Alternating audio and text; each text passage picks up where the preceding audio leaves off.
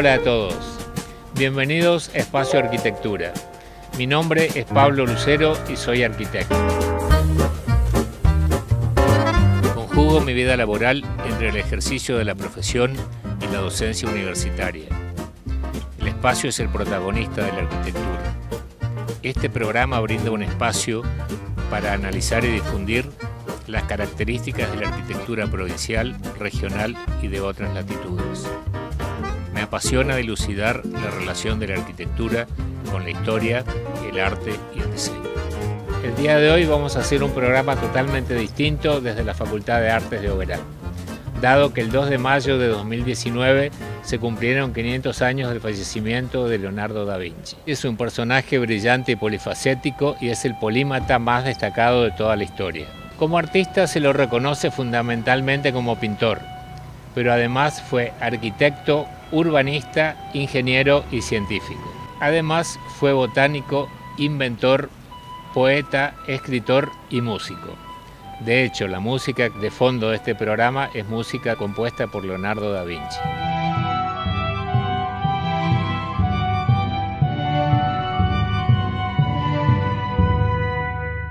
Leonardo da Vinci nació a mediados del siglo XV, el 15 de abril de 1452, en la villa toscana de Vinci, cerca de Florencia, hijo natural de una campesina Caterina y de Ser Piero, un rico notario de Florencia. Comenzó su tarea artística con el pintor Andrea de Verrocchio. Sus trabajos empiezan a ser conocidos en Milán, donde trabajó para el duque Ludovico Sforza. Desempeñó sus tareas en Roma, Bolonia y Venecia y pasó los últimos años de su vida en Francia. Leonardo da Vinci nació a mediados del siglo XV y vivió hasta el siglo XVI.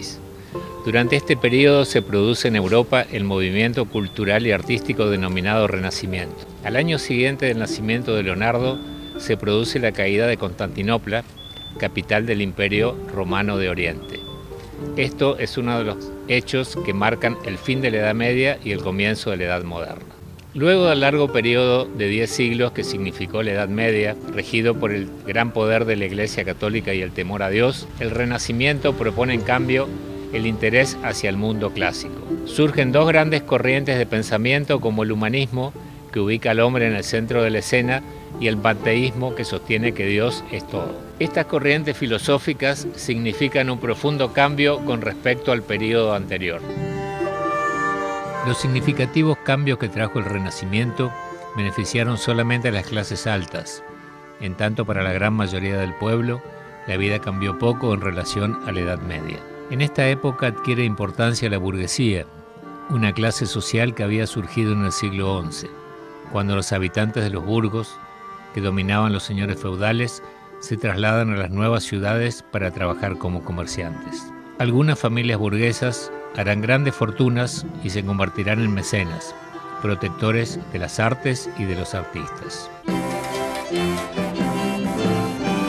La arquitectura del Renacimiento se caracteriza por oponerse al estilo gótico y busca en un primer momento el equilibrio, la simetría y la proporción.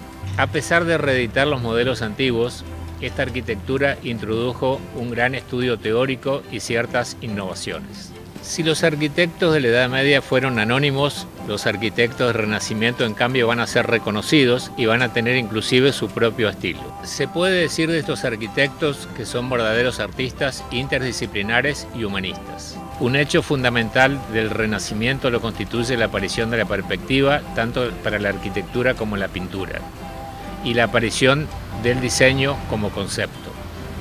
Durante el siglo XVI, la Iglesia Católica será la mecenas más importante de los artistas y se harán grandes obras. La más importante de ellas es la Iglesia San Pedro en el Vaticano. 12 años antes del nacimiento de Leonardo había aparecido la imprenta, impulsada por el alemán Johannes Gutenberg, invento que significó un paso enorme para la humanidad. Hasta ese momento, el conocimiento estaba controlado por la Iglesia y existían solamente unos pocos libros manuscritos realizados por monjes en monasterios. La producción de libros se multiplicó y el conocimiento se difundió con gran celeridad. Se destacan las creaciones literarias de Petrarca, Castiglioni y Maquiavelo. En este ambiente que formó personas pensantes y ávidas de saber y de incursionar en distintas disciplinas, creció Leonardo da Vinci. Con respecto a los aportes que Leonardo hizo a la arquitectura y al urbanismo, podemos referirnos a las obras que realizó en Milán, que fueron muy importantes, luego de una peste que pasó la ciudad por el hacinamiento y la suciedad. Trabajó en el diseño de numerosos edificios, en general castillos, oratorios, puentes, fachadas y defensas, siguiendo en general las características de la arquitectura renacentista.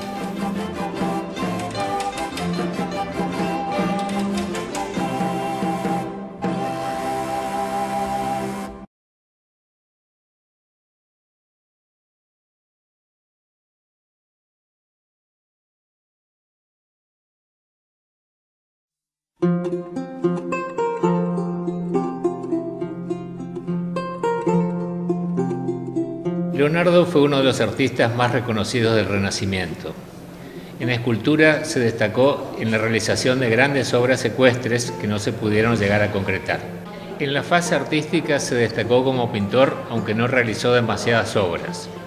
Uno de sus primeros cuadros fue la célebre Virgen de las Rocas, que se destaca por la composición triangular, la gracia de sus figuras y la célebre técnica del esfumato. Luego de algunos intentos, en 1498 realiza la célebre pintura La Última Cena. Esta pintura está ubicada sobre un muro, una pared del comedor de los monjes dominicos en Milán. El gran realismo dado por las perspectivas da la sensación de que Jesús y sus discípulos comparten sus comidas con los monjes. Vamos a encontrarnos ahora con la profesora Zulma Glosnicki en la Facultad de Artes y Diseño, que nos contará las características de esta exposición de trabajos realizados por alumnos de la facultad referidos a la obra de Leonardo da Vinci. ¿Qué tal, Zulma? Hola, Pablo. Referida a la obra de Leonardo da Vinci, pero es una muestra muy particular. Sí, es una propuesta de dos cátedras, Historia del Arte 2, del profesorado y la licenciatura en Artes Plásticas, e Historia del Arte Moderno y Contemporáneo de la carrera de Fotografía y Medios Audiovisuales. Ah, bien. Y entonces, ¿qué se te ocurrió? ¿Cómo enfocaste la muestra? Bueno, en el marco de los 500 años de Leonardo, tomamos como referencia su producción en artes plásticas, sus obras en cuanto a pintura, en cuanto a la serie de dibujos, y trabajamos la contextualización, el análisis de la obra y la producción, ¿sí? Teniendo en cuenta la triada de conocimiento. Lo aplicamos desde la fotografía con una obra de referencia. Los chicos tuvieron que personificar a los personajes que estaban en la obra de Leonardo, y en la parte de artes plásticas, digamos, el eje era la producción a través del lenguaje plástico visual. Para entender lo que es la producción de Leonardo y aplicarla. Claro, un medio, digamos, apropiarnos de una obra de la historia del arte universal y trabajarlo en este contexto. Tomamos como referencia artistas contemporáneos que han citado la obra de Leonardo, como el fotógrafo Marcos López, como Nicolás Constantino, ambos argentinos. Bueno, veo que acá en La Última Cena se la han tomado de una forma bastante desenfadada, digamos, invocado a La Última Cena con otras obras de arte. La propuesta acá surge de un grupo de artes plásticas que tomó como referencia La Última Cena, y los personajes de La Última Cena son producciones de retratos, La Virgen de las Rocas y otras producciones de la obra de Leonardo. En el centro, donde en La Última Cena está la figura de Cristo, está el hombre Vitruvio de Leonardo, y en el escenario están las producciones de arte del siglo XX, ¿sí? Haciendo referencia a los contenidos que han desarrollado en Historia del Arte 1 el año anterior. Bueno, muy interesante. Y esta acá veo que era conocida por acá. Bueno, la idea más que nada fue involucrarme en esta actividad, que no sea una propuesta que sale del docente y el equipo de cátedra, sino también hacer producciones en conjunto con los alumnos. Entonces tomé como referencia la obra Santa Ana, La Virgen, y el niño. ¿Sí? Y bueno, me apropié de esa producción, lo llevé al contexto de las reducciones de Santa Ana, teniendo en cuenta las escalinatas trabajadas en el diseño principal de la Biblioteca Laurenciana de Miguel Ángel, que José Brazanelli lo tomó como referencia en la escalinata del Colegio de Santa Ana. Por eso justamente viajamos a ese contexto para trabajar la fotografía en ese lugar. Bueno, le llamé a la producción 3 generaciones, porque está presente mi madre, bueno, mi persona, mi hija, 3 generaciones con Peter, que es nuestra mascota, en Santa Ana, digamos, tomando como referencia el título de la obra.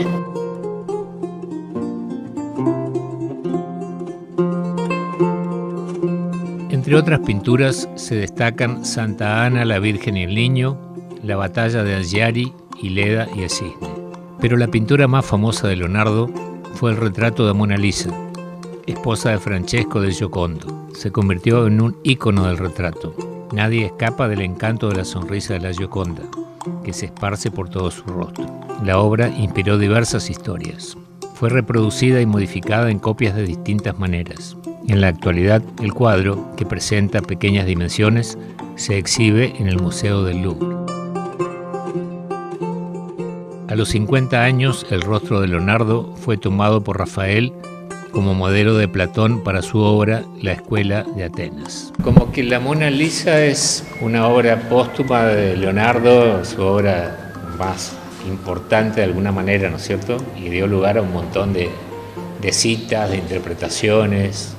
Por ejemplo, acá esto que sería una reinterpretación libre, muy libre de la Mona Lisa. Como dijiste vos, la Mona Lisa o la Gioconda es la obra por ahí que más se ha citado, ¿sí?, en la historia del arte del siglo XX hasta la actualidad. Los chicos investigan y ven que hay muchísimas apropiaciones en referencia a la obra, partiendo de Salvador Dalí hasta la actualidad. Y en esta muestra vemos justamente muchas apropiaciones referidas a la Mona Lisa, como en este caso un alumno tomó una Mona Lisa muy posmoderna. Muy posmoderna, haciéndose como unas selfies y trabajando a partir de un concepto del surrealismo. Y acá, por ejemplo, hay una maternidad. Bien, acá el grupo que tomó la obra La Virgen del Clavel trabajó con la fotografía. Este es un grupo de la carrera de fotografía y bueno, el escenario citaron de la obra original y en esta una de las protagonistas era madre y citó a su hija. Bueno, tiene la presencia también de la flor como parte de la composición. Acá hay una cita parcial de algunos elementos de la obra. Acá veo que hay diversas obras que quisieron representar acá. Bueno, acá tomaron retratos, ¿sí?, de la obra de Leonardo. Como ves acá, claramente se puede citar la obra La Gioconda, ¿sí?, pero es en fotografía. En esta producción tomaron La Bella Ferroniere, en dibujo y en collage. La producción siguiente, La Dama con Armiño, ¿sí?, en pintura, al igual que la que continúa, ¿sí?, incorporación de diferentes técnicas desde las artes plásticas. A continuación también las silografías. Hay como un proceso ahí. Claro, en esta producción la alumna muestra un proceso de silografía donde tenemos la primera producción, una primera estampa, y en la siguiente ella incorpora valores, ¿sí?, pintando con acrílico. Y en esta composición la estudiante citó a la Gioconda, pero la llamó la Mona Lisa Maravilla. Claro, ¿sí? Te iba a decir la Mujer Maravilla. La Mujer Maravilla, citando varias cuestiones, ¿no? Da para todo la de Mona Lisa. Sí, da para todo, vos dijiste. Y ahí, bueno, en toda la muestra hay producciones que citan a la Bella Ferroniere, a la Mona Lisa, La Última Cena, La Dama de Armiño, la Virgen del Clavel, Santa Ana, ¿sí?, la Virgen y el Niño, la Virgen de las Rocas. Bueno, las obras que conocemos dentro del contexto de producción artística de Leonardo. ¿Qué conclusión sacás después de todo este trabajo que hiciste con los alumnos? Bueno, justamente la triada de conocimiento que propone Ana Máez Barbosa, de contextualizar la obra, leer la producción, analizarlo de diferentes paradigmas y producir, hace que esa triada de conocimiento en arte sea completa, ¿sí? No solo me quedo con la lectura no solo interpreto y escribo un análisis descriptivo y reflexivo, sino que también lo llevo al hacer.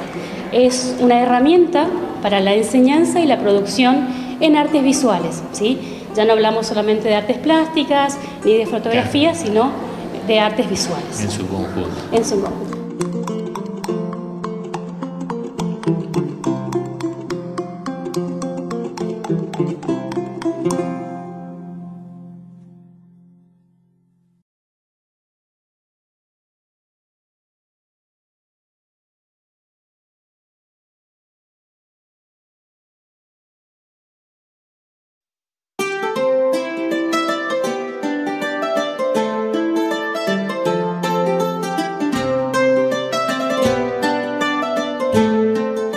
Leonardo da Vinci fue un hombre adelantado para su época.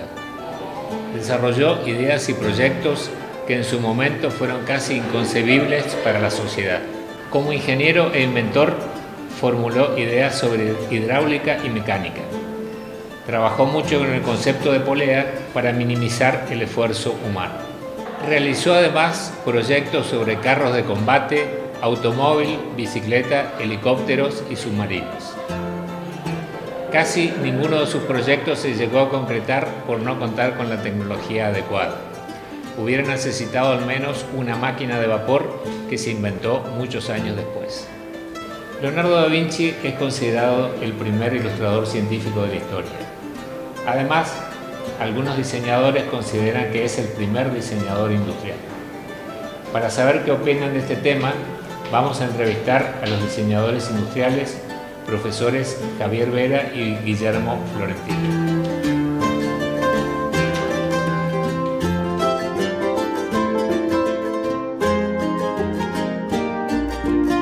Javier, así que estamos en la facultad, están trabajando en tu cátedra, haciendo un trabajo práctico sobre Leonardo da Vinci.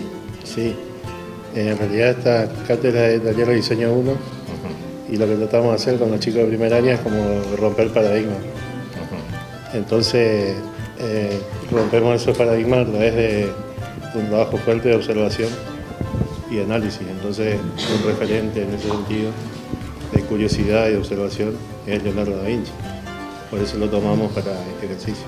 Cuando vos decís romper paradigmas, ¿a qué te referís para que la gente lo entienda? Y a romper parámetros preestablecidos ya de lo que estereotipos o tipografías de diseño. Entonces, tratamos de romper con eso para poder pensar como desde otro enfoque a la hora de diseñar o de pensar diseño. ¿Y en qué consiste el trabajo? ¿Ellos toman piezas de la naturaleza? El trabajo consiste, primero ellos hacen una recolección en el campo de objetos naturales, que pueden ser hojas, frutos, piedra, siempre que sean objetos que estén completos, cuando les falta una parte. Y después hablamos un poco de Leonardo y lo que él hacía desde el contexto de Leonardo, allá metido en el siglo XV, después de la Edad Media, con las limitaciones que había, cómo él trabajaba la curiosidad, la observación, cómo se hacía preguntas todo el tiempo. Y bueno, y un poco queremos rescatar eso de él y que los chicos lo apliquen para poder observar el objeto, tomar los elementos más importantes de ese objeto a nivel formal y después producir una síntesis formal de ese objeto que es la continuidad del trabajo. Una vez producida esa síntesis, ¿eso se puede llegar a convertir en otro objeto? ¿Tiene un proceso de transformación? Claro, eso se puede transformar en otro objeto funcional. Esto lo retoma el segundo año, el taller de Pablo Bianchi, donde ellos sí ya empiezan a trabajar con la funcionalidad del objeto. Este trabajo dura un mes, 4 clases. Tiene 2 etapas, la primera es la de la observación y análisis del objeto y la segunda es la de la síntesis. Lo tomamos. Ahora es muy fácil entender cómo es un cuerpo humano por dentro, pero en esa época no había nada y él directamente los abría y los miraba. Está considerado el primer dibujante científico de la historia. Y además mezclaba lo que hoy conocemos como diferentes actividades científicas, artísticas, astronomía, física, para él era un todo. Era una cosa integral. Si bien es cierto que era como un prototipo del Renacimiento, pero era un verdadero genio. Sí, sí, claro. O sea, no había muchos así tampoco. Y que por eso lo tomamos acá como referente en esta cátedra.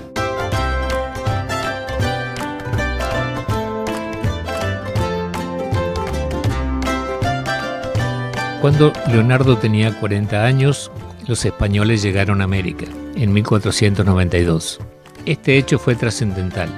Amplió los horizontes y se incorporaron tierras y pueblos desconocidos. El encuentro de culturas repercutió de una manera decisiva en múltiples campos de la sociedad de aquel entonces. Se desarrollaron materias como geografía, astronomía, cartografía y meteorología. Fueron creados nuevos instrumentos de medición como compases y relojes. Nicolás Copérnico propuso un sistema en el cual el Sol se encuentra inmóvil en el centro del universo y a su alrededor giran los planetas. Por su parte, Johannes Kepler presentó su teoría de movimiento de los planetas. Galileo Galilei construyó un telescopio y estudió los astros, lo que le valió la condena de la Iglesia.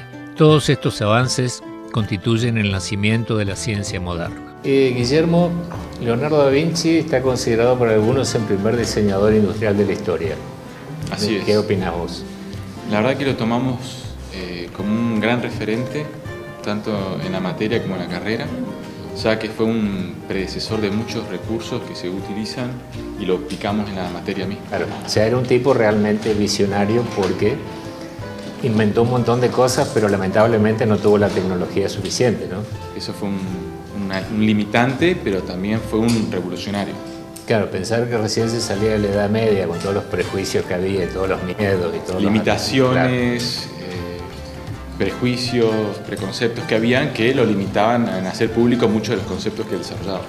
Claro, porque bueno, él trabajó con prototipos de bicicleta, helicóptero, autos, aviones. Claro. Se basaba mucho en el desarrollo que era en la época de los conflictos entre los imperios, por la cuestión de que habían deliberaciones que se llevaban a las armas, entonces él desarrollaba prototipos de armas.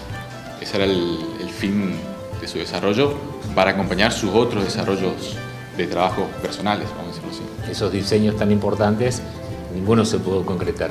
Tal cual. Pero sirvieron de base para estudios futuros que se fueron realizando a partir del siglo XX, ¿no es cierto? Exactamente, exactamente. También era un desafío pensar que el hombre volara, como decías, de un helicóptero, es decir, era impensado. Hasta el siglo XIX era impensado. Hasta el siglo XIX, pero fueron casi 4 siglos después, llevado a la práctica. ¿Qué concepto le transmiten ustedes a los chicos? Básicamente en este trabajo y en la materia misma buscamos que ellos exploren en profundidad sus sensaciones, sus sentimientos y exploren la curiosidad de todos los rasgos que encuentran en el cotidiano, en la naturaleza, en la experiencia misma que tenga el ser humano con el contexto en que se relaciona. ¿Y tuvieron buena respuesta? Siempre, siempre hay sorpresas, revelaciones, muy buenos resultados y hoy generalmente hemos hecho un muy buen resultado de la práctica llevada a cabo.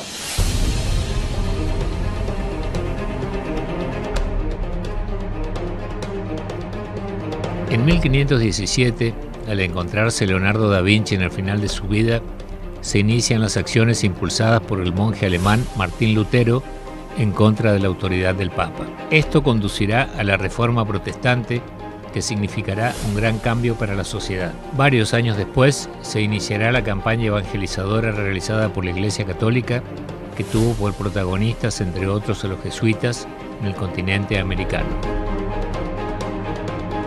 Leonardo también vivió en Roma, donde reanudó su amistad con el gran arquitecto Donato Bramante y realizó múltiples trabajos.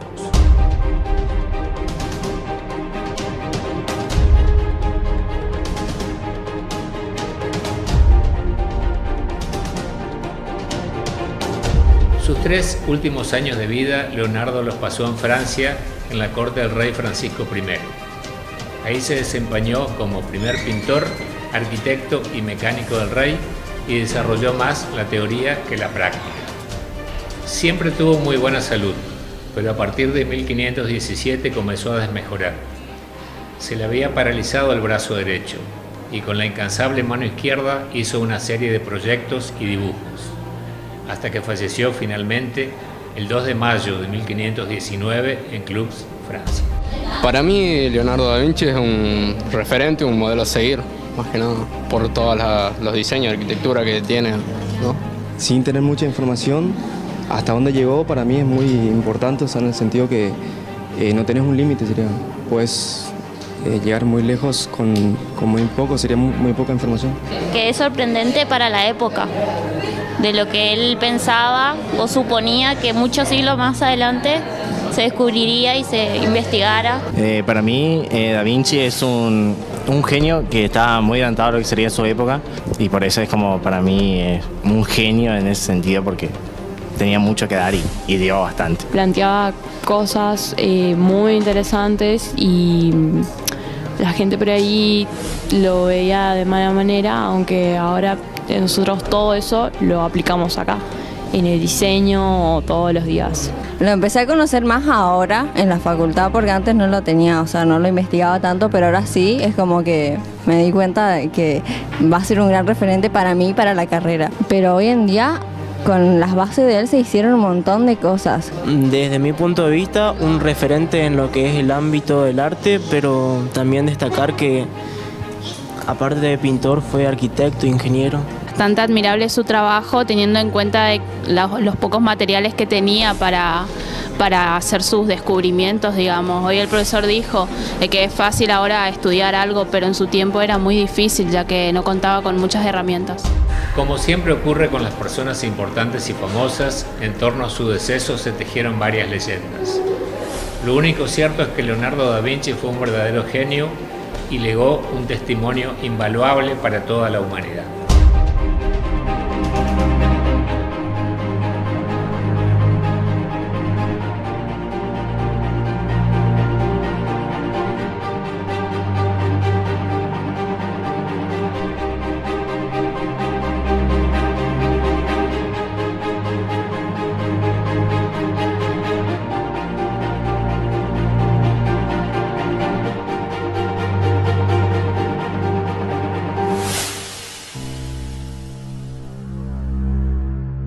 Y de esta manera llegamos al final de nuestro programa de hoy. Nos encontramos la próxima semana en otra edición de Espacio Arquitectura.